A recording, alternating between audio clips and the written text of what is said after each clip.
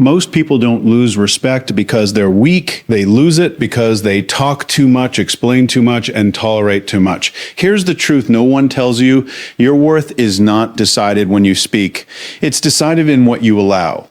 Not in your words, not in your intentions, but in your behavior, especially when it's inconvenient, because people are always watching you, not when you're performing, but when you're tested. And in those quiet moments, you are teaching them exactly how to treat you. Silence is one of the most misunderstood tools in human behavior. Most people think silence means you have nothing to say. In reality, silence often means you understand more than you're willing to reveal. And that difference changes everything, because the average person is predictable. They react fast. They defend quickly. They fill every gap in conversation because silence makes them uncomfortable. But here's what you need to understand. The person who controls silence controls the interaction. Let's break this down psychologically. When someone says something disrespectful, dismissive, or provocative, they are not just communicating words. They are testing boundaries. They're asking, without saying it directly, how far can I go with you? Will you react emotionally? Can I control your state? And most people fail this test instantly. They argue, they explain, they try to win the moment. But in doing that, they unknowingly give away power. Why? Because emotional reactions signal investment without control. And the moment you show that, you become easier to manipulate. Now, contrast that with silence. Not awkward silence, not passive silence, controlled silence, intentional silence, observant silence. When you pause instead of reacting, something very interesting happens. You break the expected pattern. The other person is waiting for a reaction. And when it doesn't come, they become aware of themselves. They start questioning, did I say too much? Why aren't they reacting? Am I losing control here? This is called a pattern interrupt. And it's one of the most powerful psychological tools you can use. But silence isn't just about what you don't say, it's about what you're doing internally. Because real silence is not empty, it's active. You're observing tone, you're reading intent, you're analyzing behavior. Instead of getting pulled into the emotion of the moment, you step outside of it. That's where clarity lives. And clarity gives you something most people don't have: choice. Let me give you a simple example. Someone criticizes you unfairly in a group setting. Most people will jump in immediately. That's not true. You don't understand. Let me explain. But a high-level response looks different. You pause. You hold eye contact. You let the silence stretch just enough to create tension. And then, if you choose to speak, you respond briefly and precisely. Or sometimes, not at all. Because here's the truth. Not every statement deserves a response. Some deserve distance. Another key principle. Silence forces people to reveal more. When you don't rush to fill the gap, the other person often will.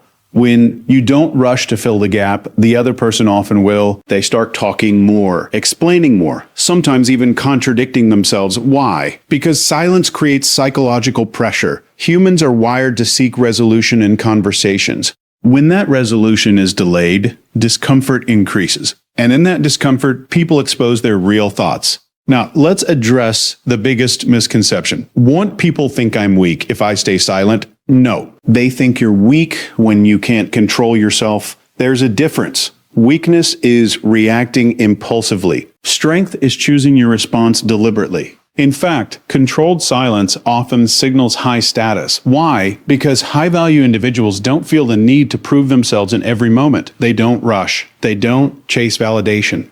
They don't argue for approval. Their restraint communicates something powerful. I don't need this moment to go my way. And that level of detachment is rare. But silence doesn't mean avoidance. This is important. You're not staying silent because you're afraid. You're staying silent because you're afraid. You're staying silent because you're selective. When something truly matters, you speak clearly, calmly, directly. And because you don't speak all the time, your words carry more weight when you do. That's the trade-off. Less noise, more impact. Here's how to start applying this immediately. First, slow down your reactions. When something triggers you, don't respond instantly. Give yourself a few seconds. That pause alone will separate you from 90% of people. Second, get comfortable with silence in conversations. You don't need to fill every gap. Let moments breathe. You'll notice people revealing more around you. Third, observe before interpreting. Instead of assuming intent, watch behavior patterns. Silence gives you time to gather real information instead of reacting to assumptions. Over time, something shifts. You become harder to read, harder to control, and people feel that. They may not be able to explain it, but they adjust around you. They become more careful, more respectful, more aware, not because you demanded it, but because your behavior trained them. At the highest level, silence becomes more than a tool. It becomes a form of presence. You're no longer trying to dominate conversations. You are influencing them without effort because you understand something most people never learn. Power is not in saying more. Power is in needing to say less. There's a hidden behavior that quietly destroys respect faster than almost anything else. And most people don't even realize they're doing it. It's not weakness. It's not lack of intelligence. It's the need for approval. At first, it looks harmless. You want to be liked. You want to be understood. You want your efforts to be recognized. That's human. But here's where it becomes dangerous. When your decisions start changing based on how others might react, now you're no longer living, you're performing. Let's break this down psychologically.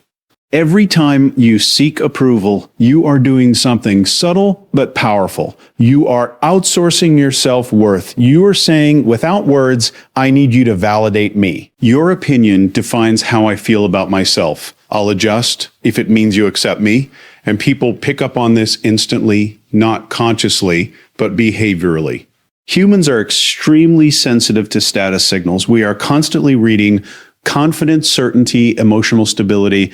And when someone constantly seeks approval, it sends a clear signal. This person is unsure of themselves, and uncertainty lowers perceived value. Now, here's the paradox. The more you try to be liked, the less you are respected. Because respect is not built on compliance. It's built on self-trust. Think about it. Have you ever met someone who agrees with everything, never says no, constantly explains themselves, seeks reassurance before making decisions? At first, they seem nice, but over time, you stop taking them seriously. Why? Because they don't appear grounded in their own identity. They're shaped by the room they're in, and that makes them predictable and easy to overlook. Now compare that to someone who doesn't chase approval. They're calm, certain. They don't rush to explain every choice. If they disagree, they say it without aggression. If they decide something, they stand by it without apology. That person feels different. Why? Because they are internally validated. Here's the key principle. When you stop needing approval, people start giving it, not because you asked, but because you no longer depend on it. Let's go deeper. Approval seeking behavior often shows up in subtle ways. Behavior often shows up in subtle ways. Over-explaining your decisions, apologizing when you didn't do anything wrong, changing your opinion to match others, feeling uncomfortable when someone disagrees, constantly checking how people perceive you. These behaviors seem small, but together they create a pattern, and patterns are what people respond to. From a psychological standpoint, this is tied to validation dependency. Your brain starts associating external approval with internal reward. A compliment boosts your mood. A negative reaction lowers it. Over time, your emotional state becomes controlled by others. And that's where you lose power. Because if someone can control how you feel, they can influence how you behave. Now, let's shift the frame. Stopping the need for approval doesn't mean you stop caring about people. It means you stop needing their agreement to function. There's a difference. You can respect opinions without being controlled by them. You can listen without adjusting your identity. You can connect without losing yourself. This is where real confidence begins, not loud confidence, not performative confidence, stable confidence, the kind that doesn't fluctuate based on reactions. Here's what changes when you stop seeking approval. First, your communication becomes sharper. You stop over-explaining. Instead of long justifications, you use clear statements.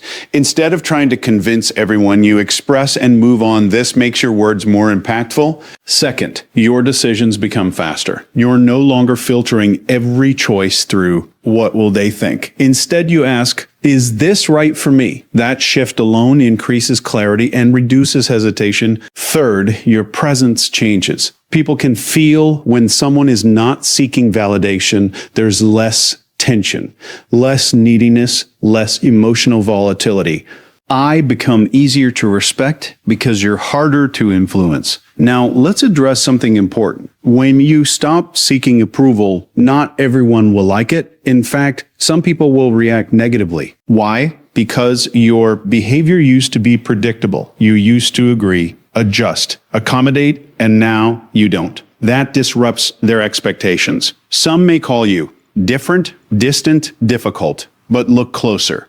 Most of the time, what they're really saying is, I can't control you the way I used to. And that's not a loss. That's progress. So how do you actually break this pattern? Start with awareness. Notice when you're about to over-explain, seek reassurance, change your opinion to fit in, pause in that moment. Ask yourself, would I still do this if no one's opinion mattered? That question exposes the truth instantly. Next, practice small acts of independence. Say what you actually think. Make decisions without polling everyone. Let people disagree with you without correcting yourself. At first, it will feel uncomfortable. That's normal. You're breaking a habit that's been reinforced for years. And finally, accept this. Not everyone will approve of you, and they're not supposed to, because approval from the wrong people is often a distraction from the right path. At the highest level, this becomes simple. You stop trying to be accepted everywhere and start being aligned with yourself. Because the truth is, confidence is not built when everyone agrees with you. It's built when you're okay with the fact that they don't. And the moment you truly understand that, you stop chasing approval and start attracting respect. If there's one behavior that instantly changes how people treat you, it's this: boundaries. Not aggressive ones, not emotional ones. Clear, consistent, enforced boundaries. Here's the uncomfortable truth most people avoid. You don't get disrespected randomly. You get disrespected gradually and then repeatedly based on what you allow. Because people are always testing limits. Not always consciously, but behaviorally. They push a little, watch your response, and then decide how far they can go next time. This is how patterns are formed. Not through one big moment, but through small, tolerated behaviors. A joke you didn't like, but laughed off. A request you didn't want to accept, but agreed to. A line that felt wrong, but you stayed silent. Each time it happens, you send a signal. This is acceptable. And once something becomes acceptable, it becomes expected. Now, let's break this down psychologically. Humans operate on reinforcement. Whatever behavior is allowed without consequence gets repeated. Whatever behavior is met with resistance gets adjusted. It's that simple. So when you don't set boundaries, you're not being nice. You're training people to ignore your limits. And over time, that leads to something deeper: resentment. Because now you feel disrespected, but you were part of the pattern that created it. This is where most people get stuck. They think boundaries require confrontation. They imagine conflict, tension, awkwardness. So they avoid it, but here's the reality. The best boundaries are not loud. They are clear and consistent. A boundary is not explaining your entire reasoning, getting emotional. Trying to make the other person understand. A boundary is simply a decision about what you will and will not tolerate, followed by aligned action. Let's make this practical. Someone repeatedly wastes your time. An approval-seeking response sounds like, no problem, I understand, it's okay. A boundary-based response sounds like, I'm not available for that. Short, clear, final, no over-explaining, no guilt. Here's why this works. Clarity removes negotiation. When you over-explain, you invite debate. When you stay simple, you create structure. And people respect structure even if they don't like it. Another key principle: boundaries without enforcement are just suggestions. This is where most people fail. They say no, but then give in. They express discomfort, but stay anyway.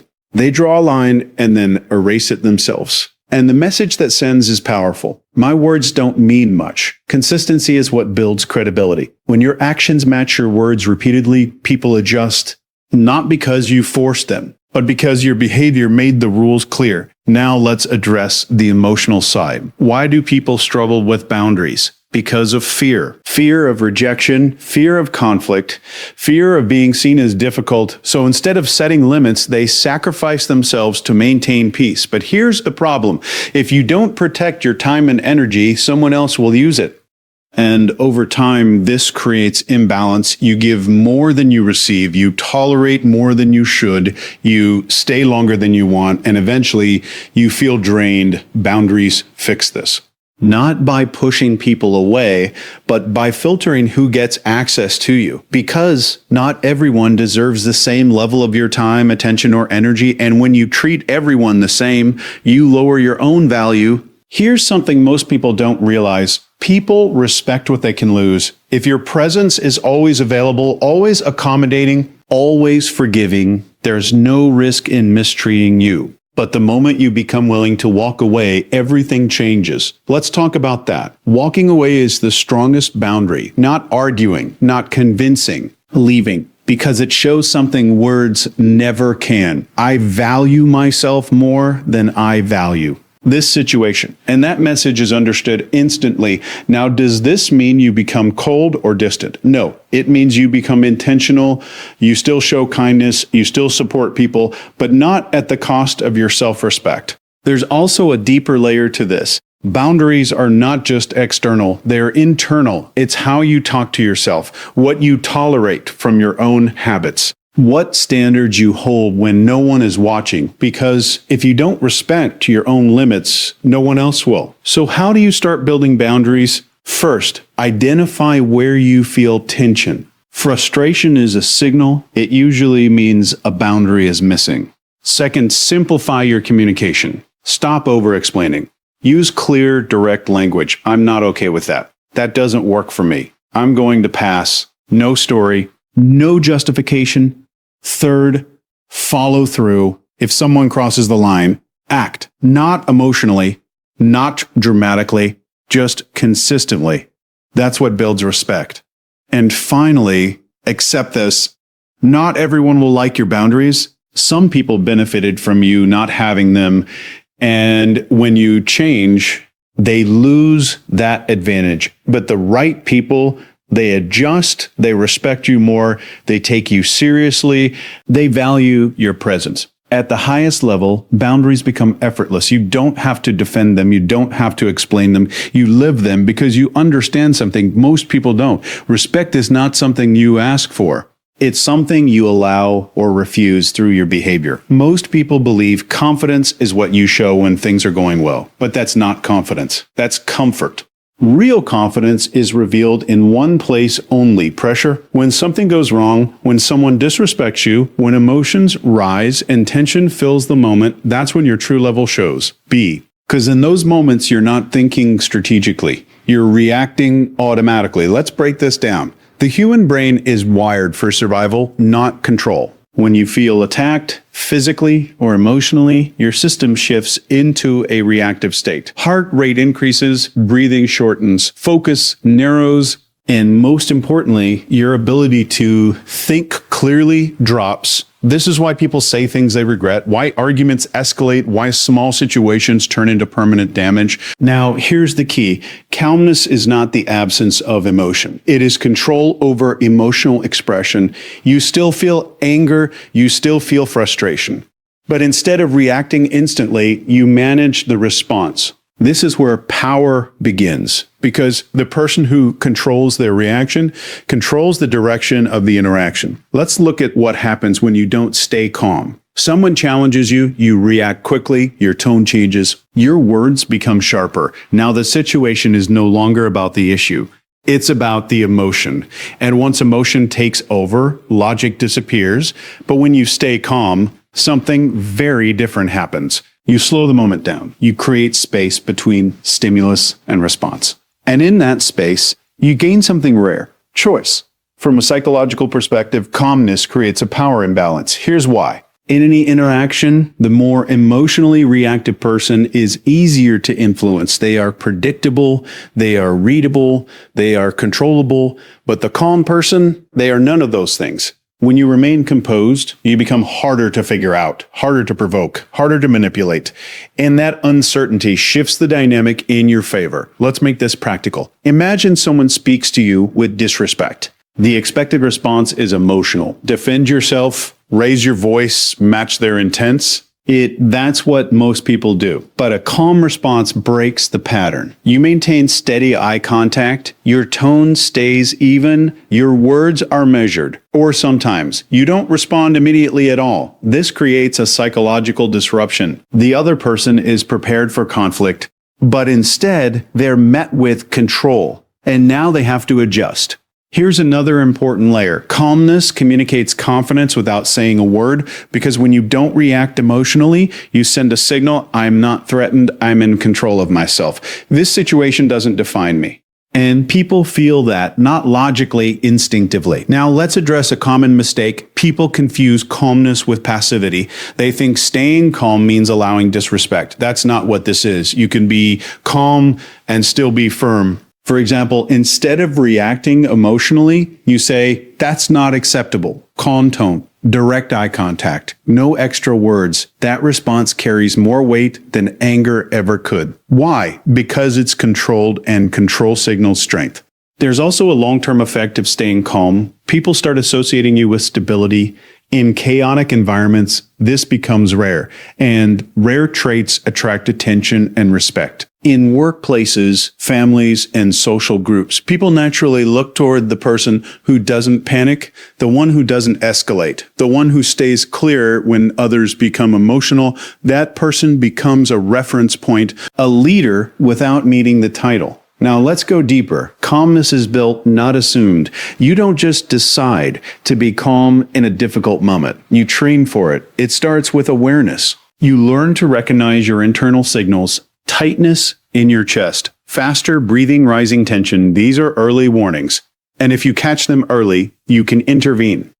Second, you slow down your physiology. Take a breath. Pause your speech. Relax your posture. These small adjustments send signals back to your brain. We're not in danger. And that helps regulate your response. Third, you reframe the situation. Instead of thinking, this is an attack, you think, this is an attack. You think, this is an attack. You think, this is information. Now you're observing, not reacting.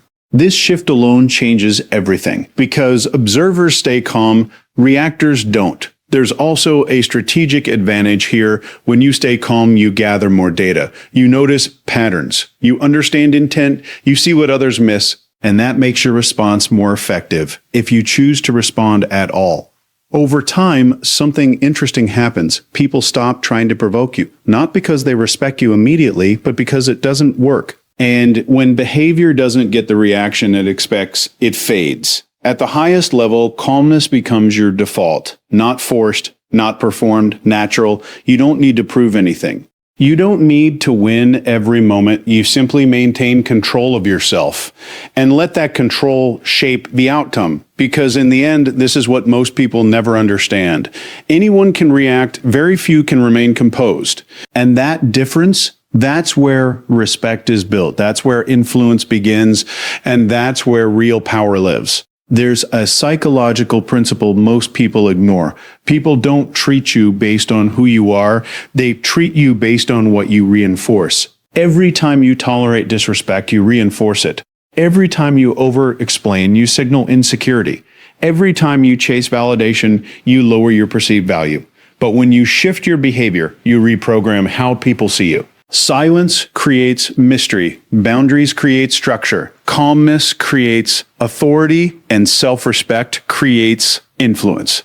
TES isn't about manipulation. It's about alignment. When your actions match your self-worth, people feel it, not intellectually, psychologically. And that's when everything changes. Because the world doesn't respond to who you say you are. It responds to what you consistently demonstrate. So the question isn't, do people respect me? The real question is, what am I teaching them every single day? At some point, you stop explaining yourself. You stop proving your worth. You stop chasing people who don't see you. And instead, you become someone who is understood without speaking, respected without demanding, valued without begging. because your behavior becomes your message and your presence becomes your standard.